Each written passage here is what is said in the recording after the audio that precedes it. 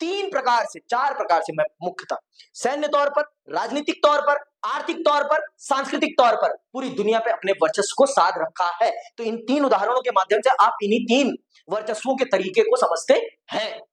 यही तीन चीजें आपको समझनी है कि अमेरिका ने पूरी दुनिया पर इन तीन तरीकों से वर्चस्व को स्थापित करा हुआ है।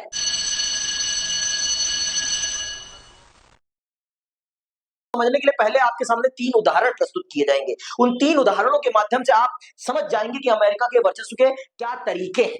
उन तीन उदाहरणों के माध्यम से आपको अमेरिका के वर्चस्व के तीन तरीकों के बारे में बताया जाएगा कि अमेरिका दुनिया पर इन तीन तरीकों से अपने वर्चस्व को साध पाया है। यह अमेरिका के वर्चस्व का प्रभाव है और अमेरिका के वर्चस्व का प्रभाव आपके वस्त्रों पर भी दिखाई पड़ रहा है। ये जो आपने जीन्स पहन रखी है और जो मैंने पैंट पहन रखा है, ये अमेरिकी वर्चस्व का ही प्रभाव है। हमारा एक गर्म देश है, हमारे देश में कभी पैंट नहीं पहन जाती थी। हमारे देश का पैंट कल्चर नहीं है, ये वेस्टर्न कल्चर है। और ये कल्चर हमने कहां से अडॉप्ट किया है? हमने ब्रिटेन से, और ब्रिटेन का ही कल्चर वहां पहुंचा है। अगर आपने 11वीं क्लास की हिस्ट्री पढ़ी हो तो आपको पता चल जाएगा कि अमेरिका में जो लोग आज रह रहे हैं वो यूरोपीय लोग ही हैं, क्योंकि वहां के मूल निवासियों का तो उन्होंने कत्ल कर दिया था, बोटी बोटी काट कर फेंक दी थी। सही कह रहा हूं मैं? गलत तो नहीं कहा मैंने? Thank you for the support. आगे चलिए, तीन उदाहरण है। पहला नाम है आयशा, दूसरा नाम है जाम्बो और तीसरा नाम है आंद्रेई। क्या नाम है? आंद्रेई। इन तीन उदाहरणों के माध्यम से, इन तीन बच्चों के माध्यम से, इन तीन नामों के माध्यम से आप अमेरिका के तीन वर्चस्वों को चल रहे हैं समझने, इन तीन नामों के माध्यम से। तो सुनिएगा बहुत ध्यान से। बगदाद के छोर पर कायम एक स्कूल में पढ़ रही आयशा अपनी पढ़ाई लिखाई में अव्वल थी। कहां पढ़ रही है ये? बगदाद। बगदाद, फिर से सुन लो, बगदाद के छोर पर कायम एक स्कूल में पढ़ रही आयशा अपनी पढ़ाई लिखाई में अव्वल थी। उसने सोचा था कि आगे किसी विश्वविद्यालय में डॉक्टरी की पढ़ाई करेगी। सन 2003 में उसकी, अंडरलाइन करो इसको, सन 2003 में उसकी टांग जाती रही। वह एक ठिकाने में अपने दोस्तों के साथ छुपी हुई थी और तभी हवाई हमले में दागी हुई एक मिसाइल उसके ठिकाने पर आ गई। आयशा अब फिर से चलना फिरना सीख रही है। अब भी उसकी योजना डॉक्टर बनने की ही है, लेकिन तब ही जब विदेशी सेना उसके देश को छोड़कर चली जाएगी। ये विदेशी सेना कौन से देश की है पता है? ये विदेशी सेना कौन से देश की है? ये विदेशी सेना अमेरिका की है, जिसने उस निर्दोष कन्या का पांव तोड़ दिया, जिसने उस कन्या को विकलांग बना दिया। किसी भी व्यक्ति के शरीर का एक अंग का समाप्त होने का मतलब है उस व्यक्ति की दक्षता में कमी आना। जितना बेहतरीन तरीके से वो पांव के साथ काम कर सकती थी अपने प्रोफेशन में, उतना बेहतरीन तरीके से वो काम नहीं कर पाएगी। आप खुद सोचिए कि वो डॉक्टर बनना चाहती है और बिना पांव के डॉक्टर बनेगी, क्या वो उतनी एफिशिएंसी के साथ काम कर पाएगी? आप सोचिए इस बात को। तो अमेरिका ने किस प्रकार से अपनी हित साधने के चक्कर में उसने निर्दोष लोगों के ऊपर भी मिसाइल दाग दी। उसने निर्दोष लोगों के ऊपर भी मिसाइल दाग दी। ये बात समझिए। और बर्बाद कर दिया उसने, और बर्बाद कर दिया। जैसे आज के टाइम पर आपका रशिया किसके साथ कर रहा है? यूक्रेन के साथ कर रहा है। रशिया के खिलाफ कोई कुछ बोल क्यों नहीं पा रहा? क्योंकि रशिया एक बहुत ही ताकतवर देश है भाई। वो दूसरी महाशक्ति का क्या है? उत्तराधिकारी है। एक समय पे जो दूसरी महाशक्ति थी उसका उत्तराधिकारी है। उसके पास अपार मात्रा में परमाणु बम है। फालतू बोल के तो दिखाओ, तुम्हें ही ना ठोक दे वो। लो, तुम्हारी आवाज उठाई धरी रहेगी। उसके खिलाफ किसी की हिम्मत नहीं है कि बोल जाए। और यही चीज कहां हो रही है?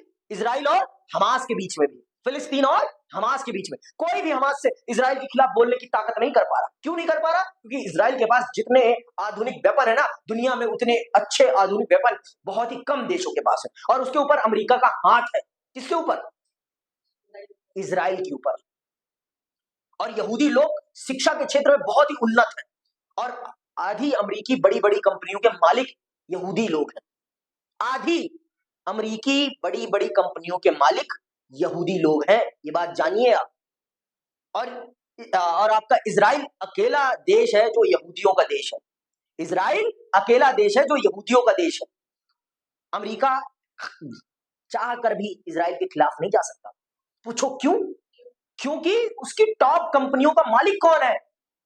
यहूदी लोग, इजराइल के लोग। इजराइल मतलब है वो अमेरिकी, लेकिन धार्मिक तौर पर वो किससे जुड़े हैं? अपने धर्म से तो जुड़ेंगे, यहूदी। आज जो फेसबुक है जो आपका, जो इंस्टाग्राम है, जो ट्विटर आपका, वो क्या बोलते हैं, व्हाट्सएप है, इसका मालिक कौन है? मार्क जकरबर्ग है। मार्क जकरबर्ग किस धर्म का है? वो यहूदी धर्म का है, वो यहूदी है। आज वो अपने आप को नास्तिक मानता हो, लेकिन है तो वो यहूदी, एक यहूदी परिवार में पैदा हुआ है। तो अपने धर्म के प्रति ना चाहते हुए भी उसके मन में प्रेम तो होगा ही होगा, ना चाहते हुए भी उसके मन में प्रेम होगा ही होगा। ये बात आप जान लीजिए। और कोई भी पैसे के सामने बोल नहीं पाता। पैसा एक ऐसी चीज है जिसके सामने सबको सटपट रहना पड़ता है। टैलेंट के आगे कोई नहीं बोल पाता, या फिर पैसे के आगे नहीं बोल पाता कोई। ये बात जानो आप। हमारे देश के मेजर ध्यानचंद जी का नाम आप सबने सुना होगा। जर्मनी का हिटलर जब आया मैच देखने, और जर्मनी में ही जर्मनी को जब मेजर ध्यानचंद जी ने हराया, तो उसने उनकी हॉकी तोड़ के दिखवाई कि इनकी हॉकी में कहीं चुम्बक तो नहीं लगा है, ये इनसे गेंद छूटती ही नहीं है। सब कुछ कर लिया, सब कुछ तोड़वा दिया। और उसने एट द एंड मैच खत्म होने के बाद उनको ऑफर दिया कि तुम्हें हम अपनी सेना में सबसे बड़ा पद देंगे, तुम हमारे देश से खोलो। लेकिन उन्होंने झुकना स्वीकार नहीं किया कि मैं अपने देश से ही खेलूंगा, चाहे मेरा देश गुलाम क्यों ना रहे, फिर भी मैं अपने देश के प्रति वफादार हूं। तभी तो आज मेजर ध्यानचंद जी का इतना बड़ा नाम है इस देश में। समझ में आई बात? तो ये बात है समझने वाली बात, कि टैलेंट के आगे दुनिया झुकती है या फिर पैसे के आगे। टैलेंट और पैसा, यही दो चीज है जिनके आगे आप दुनिया को झुका सकते हो। टैलेंट में ज्ञान भी आता है, ठीक है, ये बात समझो आप। आगे सुनो। तो इस लड़की की जिंदगी किसने बर्बाद करी? अमेरिकी सेना ने बर्बाद करी। किस उद्देश्य से? किसी को नहीं पता।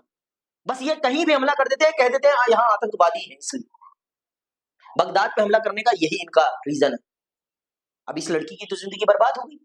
तो ये है अमेरिका की सैन्य वर्चस्व, ये है अमेरिका का सैन्य वर्चस्व, और उसकी राजनीतिक ताकत को दिखाता है कि दुनिया में उसके गलत के खिलाफ भी किसी की हिम्मत नहीं है कि बोल जाए।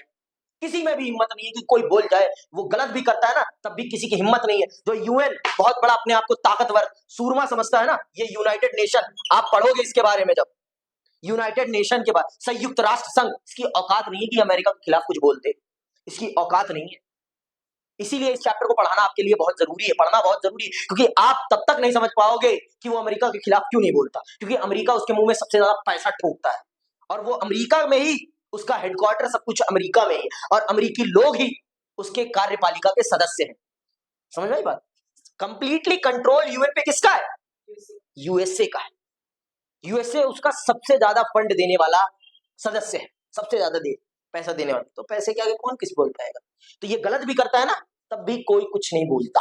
दुनिया में भी कोई नहीं बोल पाता। दुनिया की बात कर रहा हूं, किसी की हिम्मत नहीं कि फालतू बोल जाए अमेरिका के खिलाफ। कितने लोगों की जान ले ले अमेरिका, कोई नहीं बोल। अफगानिस्तान को पूरा बर्बाद करके चले गए, अफगानिस्तान को तालिबान के हाथों में देकर फुर्र हो गए। देख लो आप उदाहरण, पाकिस्तान बर्बाद कर दिया पूरा। पाकिस्तान को बर्बाद किसने किया है? अमेरिका ने बर्बाद किया, किसी और ने नहीं। अपनी महत्वाकांक्षाओं के लिए उसका यूज किया, उसे बर्बाद कर दिया। वहां कभी इन्होंने लोकतंत्र का सपोर्ट नहीं किया। हमेशा इन्होंने कहा कि सेना का वर्चस्व रहने दो। चाहते तो ये अमेरिका पाकिस्तान में लोकतंत्र स्थापित करवा सकते थे, लेकिन कभी नहीं करवाया इन्होंने, ना तालिबान में करवाया, क्योंकि इसके माध्यम से वो दक्षिण एशिया पर अपना नियंत्रण स्थापित करना चाहते थे, और आज भी करके बैठे हैं। ये बात जानो आप। अगला उदाहरण सुनना। डरबन, दक्षिण अफ्रीका का रहने वाला जाबू एक प्रतिभाशाली कलाकार है। क्या है? एक प्रतिभाशाली कलाकार, चित्रकार है। उसकी चित्रकारी पर पारंपरिक जनजातीय कला का गहरा असर है। उसकी योजना आर्ट स्कूल में पढ़ने और उसके बाद अपना स्टूडियो खोलने की है, लेकिन अंडरलाइन करो, लेकिन उसके पिता चाहते हैं कि जाम्बू एमबीए की पढ़ाई करे और परिवार का व्यवसाय संभाले। व्यवसाय फिलहाल मंदा चल रहा है और जाबू के पिता सोचते हैं कि वह परिवार के व्यवसाय को फायदेमंद बनाएगा। एमबीए, पहले ये समझा जाता था कि व्यापार पढ़ाया नहीं जा सकता, व्यापार सिर्फ सिखाया जा सकता है, लेकिन अमेरिका ने शिक्षा को भी व्यापार बना दिया है। आज आप देखिए भारत में भी कितने सारे एमबीए कॉलेजेस खुल चुके हैं, और एमबीए धड़ल्ले से बेचा जा रहा है, डिग्रियां बेची जा रही है कि आप एमबीए कर लीजिए, आप एक बहुत बड़े व्यापारी बन जाएंगे, एक बहुत बड़े प्रबंधक बन जाएंगे। मैनेजमेंट कोर्स है एमबीए, आपके अंदर बहुत बड़ी मैनेजमेंट की कला पैदा हो जाएगी, आप जो चाहोगे सही कर दोगे। ये धारणा अमेरिका ने पैदा करी पूरी दुनिया में, कि दुनिया में शिक्षा को बेचने का धंधा पूंजीवाद से ही आया है। पूंजीवादी लोगों ने ही शिक्षा को बेचना प्रारंभ किया है। नहीं, शिक्षा पहले सेवा थी। हमारे देश में पहले गुरुकुल थे और गुरुकुलों में शिक्षा शिक्षा क्या थी? सेवा थी। सेवा भाव से कराया जाता। गुरु कभी पैसे के लिए शिक्षा नहीं देता था, समाज के उद्धार के लिए शिक्षा देता था और बच्चों को आत्मनिर्भर बनाने का प्रयास किया जाता था गुरुकुलों में। लेकिन आज क्या है? आज बच्चे 12वीं पास कर लेते हैं, बीए भी कर लेते हैं, एमए भी है, बीएससी, बीकॉम सब कर लेते हैं, फिर भी नील बटा सन्नाटा ही रहते हैं। क्योंकि आज हम सही में सच में वो चीजें नहीं पढ़ा रहे हैं जो पढ़ानी चाहिए। व्यवहारिकता नहीं है हमारी शिक्षा व्यवस्था में। व्यवहारिकता और समाज में व्यवहारिकता का होना बहुत जरूरी है, जो समाज के साथ इंटरेक्ट करना सिखाए। हमारी शिक्षा व्यवस्था में वो चीजें नहीं है। तो इन्होंने एमबीए के माध्यम से दुनिया को व्यवसाय करना सिखाया। एक स्कूल में बैठकर आप व्यवसाय करना सीख सकते हैं। ये अमेरिकी कॉन्सेप्ट है।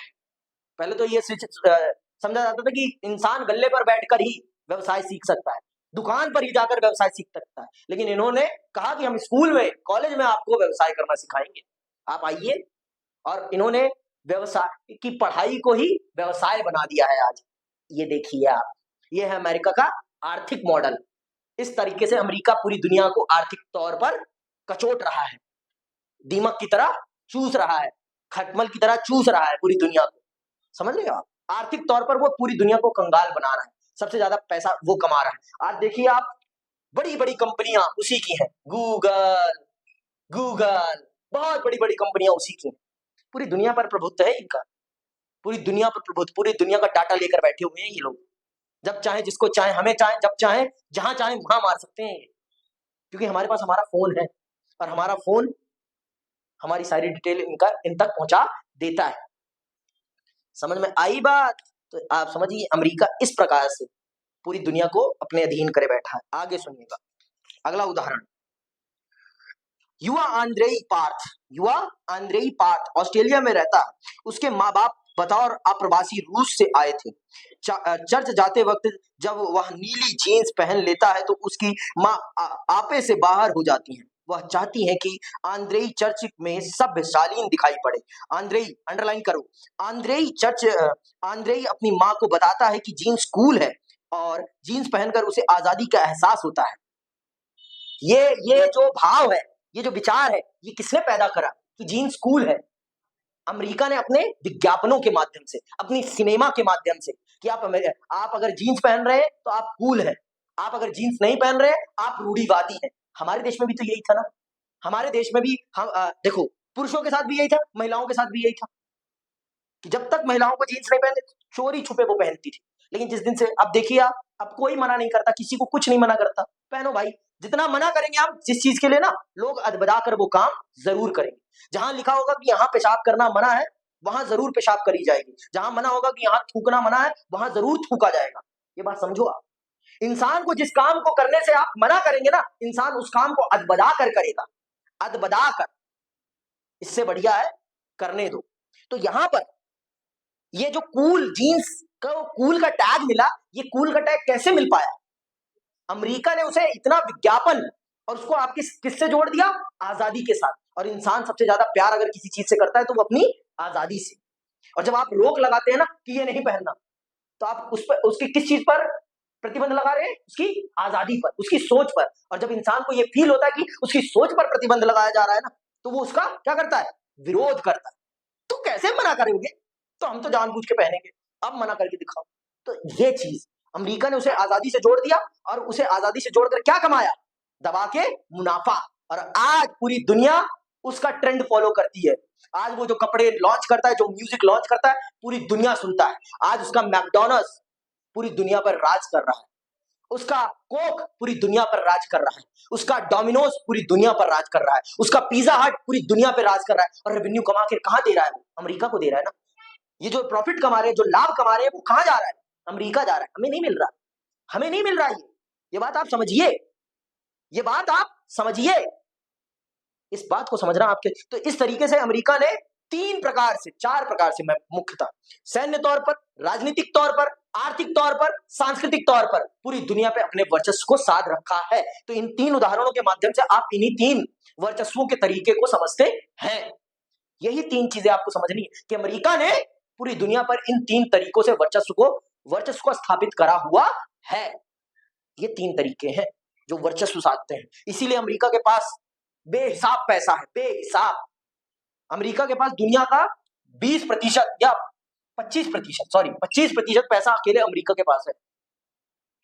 पूरी दुनिया 75 रुपए में कंट्रीब्यूट कर रही है, डिस्ट्रीब्यूट कर रही है, लेकिन अमेरिका पूरी दुनिया का 25 रुपए अपने पास लेकर बैठा है अकेले। 100 रुपए में से 25 रुपए सिर्फ इसी के पास है। ये बात जान लीजिए आप, 25 है या 20 है, ऐसी है कुछ। देख लो, एक अकेले के पास 1/4 भाग है, 1/4 भाग में एक अकेला है, और 99 लोग 75% में है। ये बात समझो आप। इसीलिए इसके पास इतना पैसा है, क्योंकि इसने पूरी दुनिया के व्यापार पर, पूरी दुनिया की संस्कृति पर अपनी संस्कृति, अपना व्यापार थोप दिया है। अब आप खुद ही देखो, यूट्यूब पे मेहनत मैं कर रहा हूं, लेकिन मेरे से ज्यादा कमाई यूट्यूब करेगा, मेरे से ज्यादा कमाई यूट्यूब करेगा। मेहनत मेरी, सब कुछ मेरा, इंटरनेट मेरा, सब कुछ मेरा, समय मेरा, सब कुछ मेरा, लेकिन मेरे से ज्यादा कमाई कौन करेगा? यूट्यूब, अमेरिका करेगा। ये देखो आप, ये समझो आप। बात समझ में आई? अब बात समझ में आ रही है कि ये चैप्टर पढ़ना क्यों जरूरी है? तो स्कूल वाले हमारे कितने मूर्ख हैं। स्कूल वालों की भी गलती नहीं है, सीबीएसई पता नहीं किस नशे में डूब गई है कि उसे ये इतना महत्वपूर्ण चैप्टर ही नहीं समझ में आ रहा। किसी काम का नहीं, बच्चे मत पढ़े। अरे भाई पढ़ाओ, 12वीं के बच्चों के लिए सिलेबस मैटर नहीं करता, 12वीं के बच्चों के लिए ज्ञान मैटर करता है। उनके अंदर जितना ज्ञान रहेगा उतना ही वो अच्छे बच्चे बनेंगे, उतनी उनकी विचारशीलता खुलेगी। रटाना नहीं होता 12वीं क्लास में, समझाना होता है। और अगर आपने समझाने में कामयाबी प्राप्त कर ली ना, तो आप उन्हें खरा सोना बना देंगे, इतना विचारशील बना देंगे ना कि वो अपने दम पर कुछ ना कुछ तो कर लेंगे। इतना जान लो आप। आगे सुनो, ये पढ़ लिया हमने। आंद्रेई के पिता उसकी माँ को याद दिलाते हैं कि हम लोग भी लेनिनग्राद में रहते हुए अपने जवानी के दिनों में जीन्स पहनते थे, और उसी कारण से जिससे आज आंद्रेई पहना है, जिस कारण से आज आंद्रेई पहन रहा है जीन्स को, उसी कारण से हम भी पहनते थे। हम भी मानते थे कि जीन्स कूल है, जीन्स अच्छी है, जीन्स आजादी का प्रतीक है। तो इस प्रकार से दुनिया ने अमेरिका ने टीवी के माध्यम से, विज्ञापन के माध्यम से हम सबके मन में गढ़ दिया। आज देखो आप, टीवी में जो विज्ञापन आता है, क्या उसका हम पर प्रभाव नहीं पड़ता? पड़ता है कि नहीं पड़ता? टीवी में जो देखते हैं, पापा मुझे भी चाहिए, मम्मी मुझे भी चाहिए। आप देखो छोटे बच्चे वही चॉकलेट मांगेंगे जो टीवी में देखेंगे, और जिन बच्चों को टीवी देखने को नहीं मिल रहा, वो देखो उनकी लाइफ फुल सिंपल होती है, फुल सिंपल, उन्हें कोई फर्क नहीं पड़ता।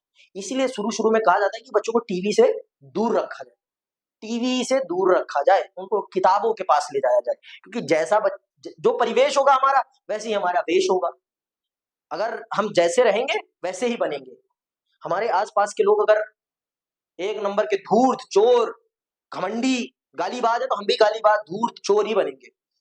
समझ में आई बात? आगे सुनो। आंद्रेई की माँ अपनी माँ से बहस आंद्रेई की अपनी माँ से बहस हुई। हो सकता है जाबू को वह विषय पढ़ना पड़े जिसमें उसकी दिलचस्पी नहीं। इससे अलग आयशा की एक टांग जाती रही, और उसका सौभाग्य है कि वह जीवित है। हम इन समस्याओं के बारे में एक साथ चर्चा कैसे कर सकते हैं? हम ऐसा कर सकते हैं, और हमें ऐसा जरूर करना चाहिए। हम इस अध्याय में देखेंगे कि ये तीनों एक ना एक तरीके से अमेरिकी वर्चस्व का शिकार है।